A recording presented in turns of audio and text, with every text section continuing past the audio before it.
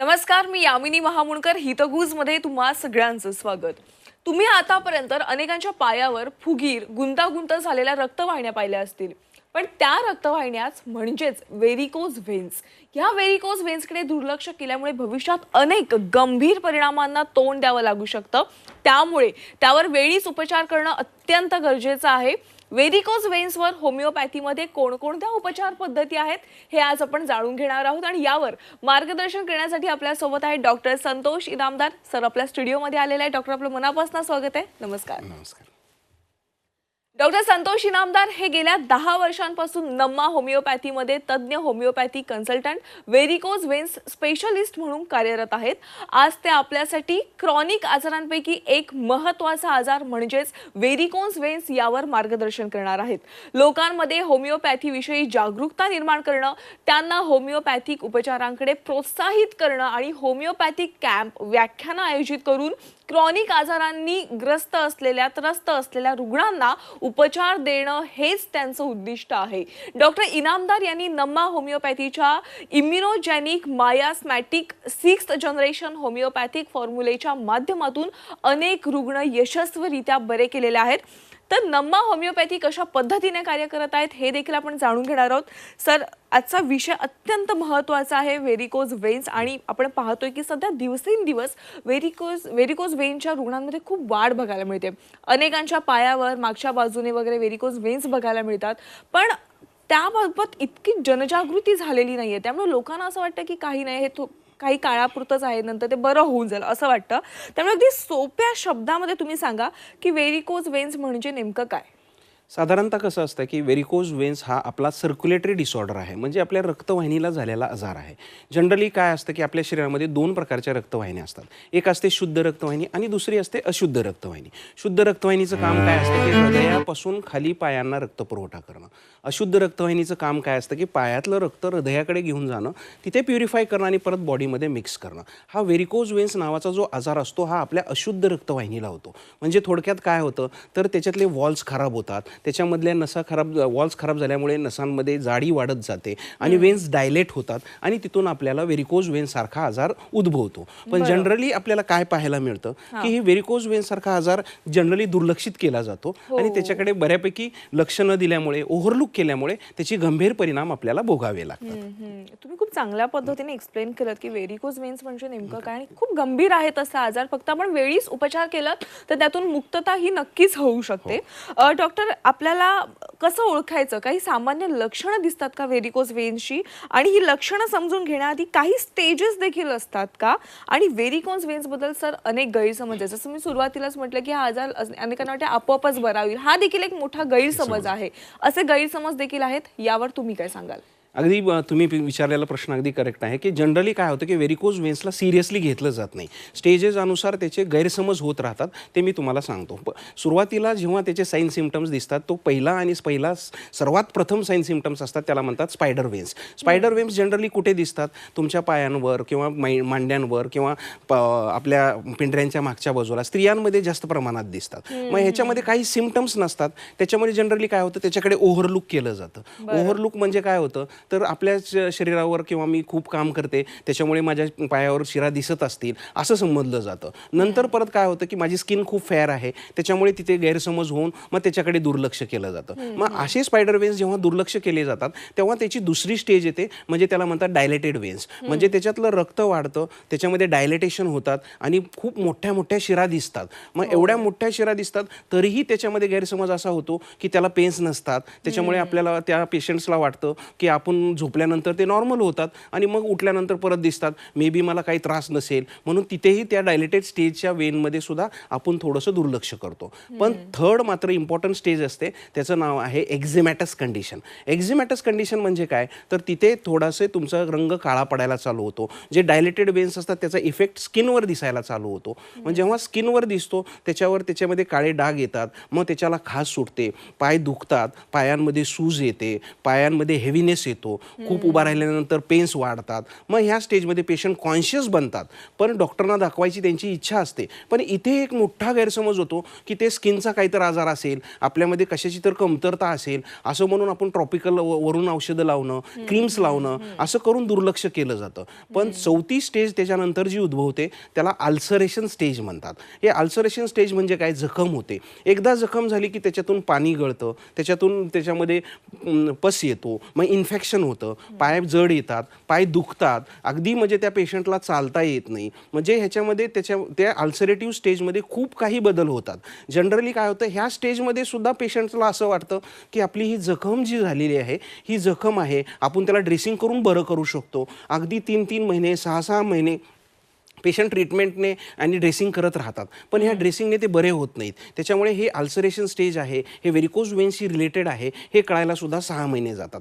जसं मी आधी सांगितलं की पहिल्या स्पायडर वेन्सपासून ते नंतरच्या जी लास्टची स्टेज आहे अल्सरेशन स्टेजपर्यंत गैरसमज होत जातात आणि त्याच्यातून मग त्याला गंभीर परिणाम होण्याची शक्यता असते. बरोबर. डॉक्टर, तुम्ही आता ह्या 4 स्टेजेस सांगितले, त्या 4 स्टेजेसची लक्षणे देखील सांगितलीत.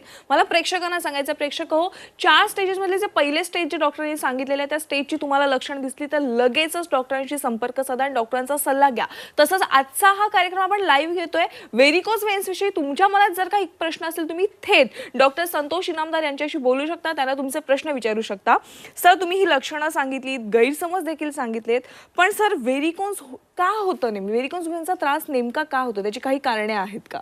जनरली काय असतात की भरपूर त्याच्यामध्ये कारण असतात. पहिलं महत्त्वाचं कारण असतं की त्याच्यामध्ये जी फॅमिली हिस्ट्री असते, म्हणजे प्रायमरी रिझन फॅमिली हिस्ट्री असते, त्याच्यामुळे कोणाच्या फॅमिलीमध्ये असतात आणि त्याच्यातून त्यांना येऊ शकतात. पण सेकंडरी रिझन्समध्ये भरपूर रिझन्स असतात. त्याच्यातलं फर्स्ट आणि फॉरमोस्ट रिझन असतं ते म्हणजे लॉंग स्टँडिंग, जे खूप वेळ काम करतात, उभा राहून काम करतात, म्हणजे जे सिक्युरिटी जॉब करतात किंवा मग जे कंडक्टर्स आहेत, टीचर्स आहेत, किंवा मग त्याच्यामध्ये कोण मार्केटिंगमध्ये काम करतात, मॉल्समध्ये काम करणारी लोक जे कंटिन्युअसली त्याच्यामध्ये उभा राहून काम करतात, त्यांच्यामध्ये हे सगळे प्रकार आपल्याला पाहायला मिळतात. जे लोक खूप प्रोलॉंग सिटिंगमध्ये असतात, म्हणजे रिलॅक्स जॉबमध्ये काम करतात, अशा लोकांना सुद्धा आपल्याला ते जास्त प्रमाणात दिसतं. पण आता महत्त्वाचं आणि इम्पॉर्टंट रिझन असतं की स्त्रियांमध्ये प्रेग्नन्सी थ्रू सुद्धा आपल्याला व्हेरिकोज वेन्स पाहायला मिळतात. प्रेग्नन्सीमध्ये काय होतं की बाळ पोटामध्ये असतं, त्याच्यामुळे वजन वाढतं, वजन वाढल्यामुळे हार्मोनल इम्बॅलन्सेस होतात आणि हार्मोनल इम्बॅलन्सेस थ्रू मग वॉल्स खराब होतात आणि त्याच्यातून व्हेरिकोज वेन्स आपल्याला उद्भवू शकतात. आणि फार आत्ताच्या युगामध्ये आपल्याला जे पाहायला मिळतंय ते म्हणजे ओबेसिटी म्हणजे वजन वाढल्यानंतर सुद्धा अशुद्ध रक्तवाहिनीला खालून पुश करणं खूप डिफिकल्ट जातं आणि वजन वाढलेल्या वजनाचा परिणाम आपल्याला त्याच्यावर दिसतो आणि त्याच्यातून सुद्धा तुम्हाला व्हेरिकोज वेन्स होऊ शकतात. आजच्या युगामध्ये आपल्याला असंही पाहायला मिळतं की जे लोक तुमच्यामध्ये एक्स्ट्रा वेट लिफ्टिंग करतात, म्हणजे थोडक्यात जिमला जात आहेत पण खूप वजन उचलतायत किंवा मग त्याच्यामध्ये पायांना ताण पडतोय, त्यांना सुद्धा व्हेरिकोज वेन्स होऊ शकतात. घरगुती कामांमध्ये सुद्धा स्त्रिया जेव्हा घरातलं काम करत असतात त्यावेळेस तुम्ही कुठला तरी एक हंडा उचलणं, घरातली कामं करणं, हे नॉर्मल ॲक्टिव्हिटीज असतात, त्याच्यामध्ये सुद्धा तुमच्या पायांना ताण पडतो आणि त्याच्यातून सुद्धा व्हेरिकोज वेन्स होऊ शकतात. बरं. तुम्ही एक मुद्दा सांगितला की प्रेग्नन्सी नंतर देखील महिलांमध्ये हा आपल्याला प्रभाव पाहायला मिळतो. या मुद्द्याकडे मी येणार आहे, पण त्यापूर्वी आपल्याला एक कॉल आलेला आहे प्रेक्षकांमधून. अजय यांचा कॉल आलेला आहे. अजय, तुमचा प्रश्न काय आहे? माझा आवाज येतोय का तुम्हाला अजय? बरं, काही तांत्रिक अडचणींमुळे त्यांचा कॉल कट झालेला. आपण त्यांच्याशी पुन्हा संपर्क साधण्याचा प्रयत्न करूया, पण त्यापूर्वी मुद्दा परत एकदा घेऊया प्रेग्नन्सीचा, की प्रेग्नन्सी नंतर खूप प्रमाण दिसतं, तर ते नम्मा होमिओपॅथीच्या ट्रीटमेंटने बरं होऊ शकतं का? आणि सगळ्यात महत्त्वाचा प्रश्न, जसं की तुम्ही आता कारणं काही सांगितलीत की व्हेरिकोज व्हेन्स होण्याची अनेक कारणं आहेत, तसं तुमच्या अनुभवावरून तुम्ही पुरुषांमध्ये आणि महिलांमध्ये व्हेरिकोज व्हेन्सच्या प्रमाणात काही फरक पाहिलात का? जनरली आम्ही पाहिलेलं आहे की जेव्हा आम्ही प्रॅक्टिस करतो तेव्हा प्रॅक्टिसमध्ये 10-15 वर्षामध्ये तेव्हा नम्मा होमिओपॅथीच्या ट्रीटमेंट्समध्ये आम्हाला असं दिसून आलं की स्त्रियांमध्ये व्हेरिकोज व्हेन्सचं प्रमाण जास्त आहे. ते स्त्रियांमध्ये ओव्हरलुक करायचं किंवा गैरसमज करायचे सुद्धा प्रमाण जास्त आहे. जनरली आपल्याला काय पाहायला मिळतं की जेव्हा प्रेग्नन्सी होते त्यावेळेस स्त्रियांचा समज असतो की मला ते व्हेरिकोज व्हेन्स दिसत होते, पण आम्हाला असा सल्ला किंवा माझं असं नॉलेज होतं की प्रेग्नन्सी नंतर ते कमी होतील, पण नंतर ते कमी होत नाहीत आणि ते वाढतच जातात. म्हणजे थोडक्यात असं आहे की स्त्रियांना प्रेग्नन्सी थ्रू झालेले व्हेरिकोज व्हेन्स आहेत, त्याचं मेन रिझन असतं हार्मोनल इम्बॅलन्सेस, म्हणजे हार्मोन इम्बॅलन्सेस होतात आणि त्याच्यातून रोगप्रतिकार शक्ती आपली कमी होते आणि त्याच्यातून वॉल्स कमी वॉलची ताकद कमी झाल्यामुळे तुम्हाला व्हेरिकोज वेन्स होत असतात. ह्याच्याबरोबरच दुसरं रिझन असतं की स्त्रियांमध्ये वजन वाढत जातं, म्हणजे पोस्ट प्रेग्नन्सी नंतर वजनही वाढत जातं आणि त्याच्यानंतर सुद्धा तुम्हाला व्हेरिकोज वेन्स होण्याचे प्रमाण वाढतं. जनरली काय आहे की स्त्रियांमध्ये व्हेरिकोज वेन्स होण्याचं प्रमाण आम्हाला आमच्या प्रॅक्टिसमध्ये जनरली जरा जास्त प्रमाणात दिसतात. नक्कीच. डॉक्टर, मुंबईवरून प्राची पाटील यांचा कॉल आलेला आहे. प्राची, तुमचा प्रश्न काय आहे? नमस्कार डॉक्टर, मी प्राची पाटील बोलते ठाण्यावरून. माझं आता हे सिझेरियन सेक्शन झालं होतं. मला एक मूल आहे, पण मग माझ्या पायावर त्याच्यानंतरून खूप शिरा वगैरे दिसायला लागल्या आहेत आणि सुजतो पण आहे घोट्याजवळ माझा पाय. तर याच्यासाठी काही उपचार आहे का हेच व्हेरिकोज वेन्सचे लक्षणं असू शकतात? जनरली आता जो त्यांनी प्रश्न विचारला तो आता मी जसं सांगितलं तसं की हा प्रश्न त्यांच्या प्रेग्नन्सीशी रिलेटेड आहे. ते आता प्रेग्नन्सीनंतर जसं तुमचं सिझेरियन झालं त्याच्यामुळे तुमचे हार्मोन्स प्रेग्नन्सी थ्रू इम्बॅलेन्सेस झालेले असतात आणि त्याच्यातून तुम्हाला हे व्हेरिकोज वेन्सच आहेत. याला वेळी ट्रीटमेंट घेणं खूप गरजेचं आहे, कारण पोस्ट प्रेग्नन्सी ते आपोआप बरे होतील ह्या गैरसमजमध्ये न राहता नमा होमिओपॅथीची ट्रीटमेंट घेऊन तुम्ही ते बरे केले पाहिजेत, हे महत्त्वाचं आहे. नक्कीच. आणि असं आणखीन एक कॉल येतो आपल्याला नांदेडवरून काशीनाथ यांचा. काशीनाथ, तुमचा प्रश्न काय आहे? सर मॅडम, माझा प्रश्न आहे मॅडम. तळपाय आणि तळहात खासतात माझे आणि साईडनं जे दोन्ही गुडघ्याच्या खाली जे आहे. सर, तुम्ही प्रश्न विचारा. टीव्हीचा आवाज तुमच्या थोडा मागून कमी केलात ना तर आम्हाला तुमचा प्रश्न ऐकू येईल सर. हो ठीक आहे मॅडम. हॅलो. हा. माझे जे तळहात आणि तळपाय खासतात आणि हॅलो. हा सर, तुम्ही बोला. प्रश्न काय आहे तुमचा? तळपाय आणि तळहात खासतात मॅडम माझे आणि दोन्ही पायाला टोंगळ्याच्या साईडनं खाज लागते. खाज आहे. बरं बरं. आणि टोंगळ्याच्याच खाली आहे मॅडम. त्यांना काही लक्षणं दिसतात तर त्यांना अगदी तुम्ही जे जसं आता प्रश्न विचारला की तळपाय खासतायत किंवा पायाच्या गुडघ्यांच्या खाली खाज येते, हे तुम्हाला मी जसं सांगितलं की तसं हा एक्झिमॅटस कंडिशन आहे. तुमच्या पायांमधून जरी वरच्या बाजूला शिरा दिसत नसतील तर तुमच्या सुपरफिशियल वेन्सने डीप वेन्समध्ये ब्लॉकेज चालू झालेले आहेत. त्याच्यामुळे तुम्हाला डीप वेन्सचे तुम्हाला व्हेरिकोज वेन्स झालेले आहेत. त्याच्यामुळे तुमच्या पायांवर खाज येते आणि एक्झिमॅटस स्टेज निर्माण व्हायला लागली. त्याच्यातून खाज येऊन तुम्ही पुढची ट्रीटमेंट घेणं गरजेचे असते. आता ही थर्ड स्टेज आहे. याच्या आधीच तुम्ही ट्रीटमेंट घेणं आणि त्याच्यातून बरे होणं इम्पॉर्टंट आहे. त्याच्यासाठी तुम्ही नमा होमिओपॅथीच्या कुठल्याही शाखेला संपर्क साधू शकता. नक्कीच. पुण्यावरून गुडगावकर यांचा देखील प्रश्न आलेला आहे. त्यांना आपण फोनवर लाईनवर घेऊया. सर, तुमचा प्रश्न काय आहे? माझं ते अँकलला सूज येते आणि त्यामुळे काळा झालाय भाग तिथला थोडा. बरं. आणि पाय वर करून झोपलं की सूज जाते.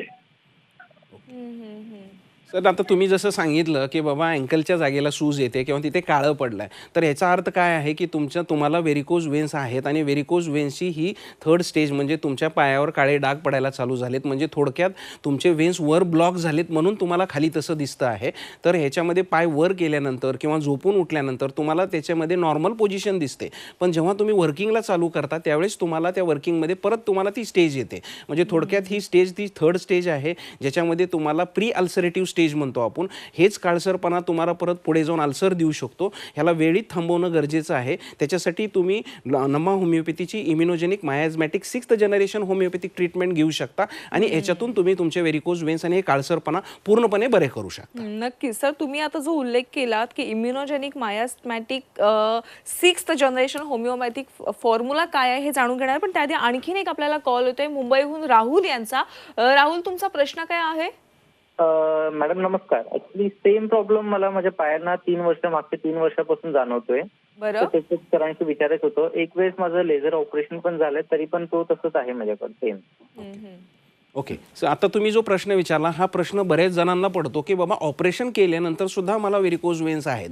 तर मी आवर्जून सांगू इच्छितो की ऑपरेशन करणं हा तुमच्यामध्ये एखादी वेन्स बिघडली असली तर त्रास तो कमी होऊ शकतो, पण मात्र त्याच्यामध्ये हे टेम्पररी सोल्युशन आहे. बिना ऑपरेशनचं तुमची वेनस सिस्टीम सगळी चांगली करण्याचं काम फक्त नमा होमिओपॅथीमध्ये होतं. आता तुम्हाला त्याचे रिझल्ट्स का आले नाही तर तुमच्यामध्ये जे व्हेरिकोज वेन्स होते तो आजाराची स्थिती तशीच राहिली, पण मात्र त्याचे इफेक्ट्स जे होते ते कमी झाले. म्हणजे व्हेरिकोज वेन्स हा फक्त एका शिराला न झालेला आजार आहे, तो पूर्ण वेनस सिस्टीमला, आपल्या पूर्ण अशुद्ध रक्तवाहिनीला झालेला आजार आहे. त्याच्यामुळे तो बरं करण्यासाठी तुम्हाला नमा होमिओपॅथीची जी ॲडव्हान्स होमिओपॅथी आहे, ज्याचं नाव आहे immunogenic miasmatic 6th generation homeopathic treatment तुम्ही घेतली तर डेफिनेटली तुम्हाला परत सर्जरीला जायची गरज लागणार नाही आणि तुम्ही ते विदाऊट सर्जरी तुम्ही पूर्णपणे बरे होऊ शकता.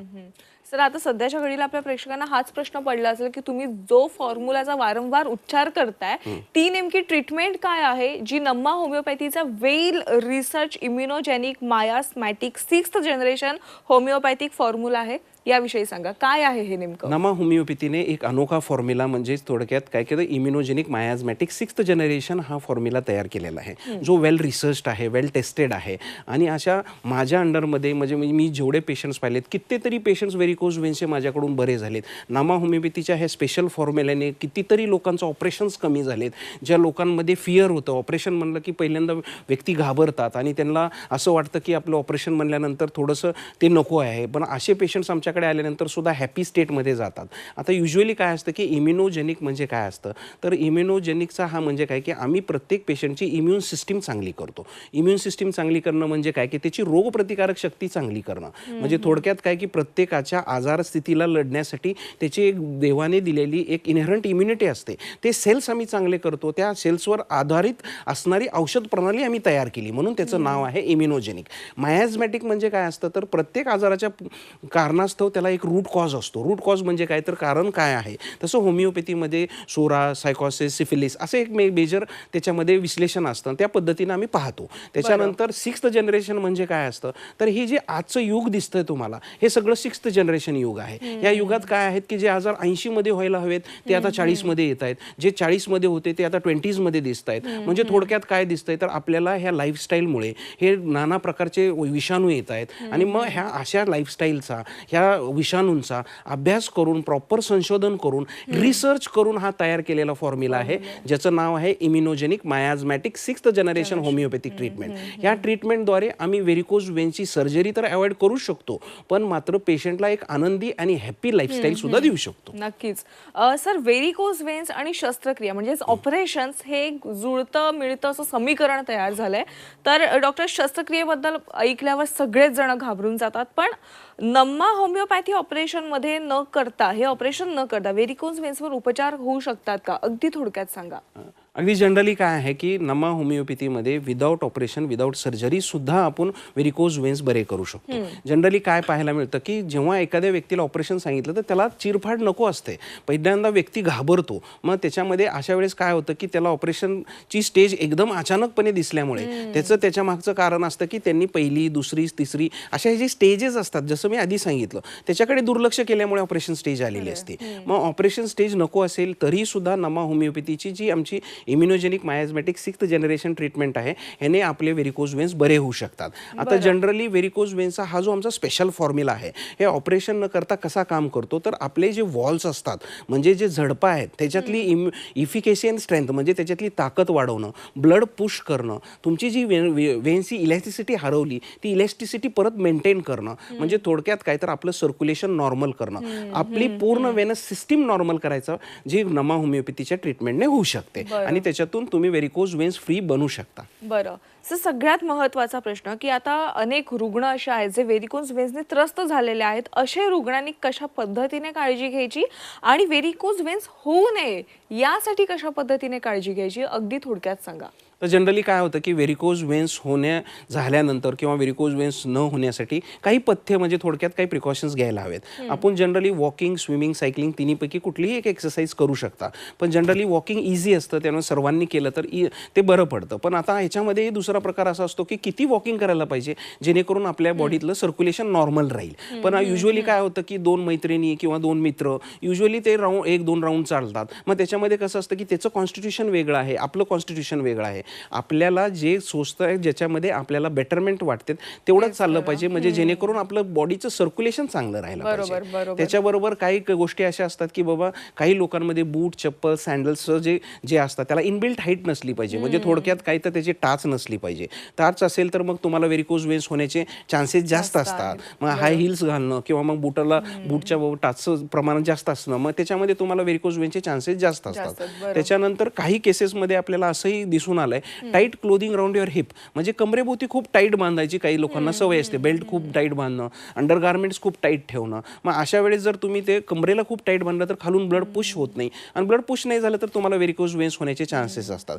जनरली आपण खाण्यामध्ये सुद्धा बीटरूट ज्यूस घेतला, बीटरूट ज्यूस बरोबर होमिओपॅथिक मेडिसिन्स घेतले तर तुमचे जे झडपा असतात, वॉल्स असतात, त्याच्यामधली ताकद वाढू शकते आणि तुम्ही परत तिथलं ब्लड सर्क्युलेशन नॉर्मल करू शकता. असे छोटे छोटे प्रिकॉशन्स आहेत जे आपण घ्यायला हवेत. पाय वर ठेवणं, आता युजली पाय वर ठेवण्यामध्ये सुद्धा काही पेशंट्सला असं वाटतं की मी उशीवर पाय ठेवून झोपतो, पण युजली असं न करता तुम्ही 45 डिग्रीने पाय फक्त वर ठेवले पाहिजेत. सकाळी 10 मिनिटांनी, संध्याकाळी 10 मिनिटं ठेवले पाहिजेत. म्हणजे युजली पेशंटला नॉलेज नसल्यामुळे या छोट्या छोट्या गोष्टी एक्झॅजरेट केल्या जातात आणि त्याच्यातून मग दुसरेच परिणाम होतात. तर हे छोट्या छोट्या गोष्टी तुम्ही जर फॉलो केल्या, प्रिकॉशन्स प्रॉपरली घेतले तर डेफिनेटली आपल्याला व्हेरिकोज वेन्स पासून फ्री होऊ शकता.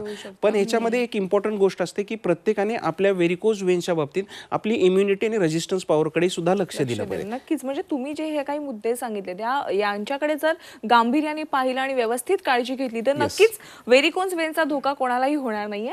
मला प्रेक्षकांना सांगायचं, प्रेक्षक, नम्मा होमिओपॅथी ही संस्था त्यांच्या वेल रिसर्च फॉर्म्युलांसाठी ओळखली जाते. ही संस्था arthritis, varicose veins, thyroid disorders, PCOD, वंध्यत्व, त्वचेचे आजार जसे की सोरायसिस आणि विटिलिगो तसेच पचन संस्थेशी संबंधित विकारांसाठी प्रभावी नैसर्गिक होमिओपॅथी उपचार पुरवते.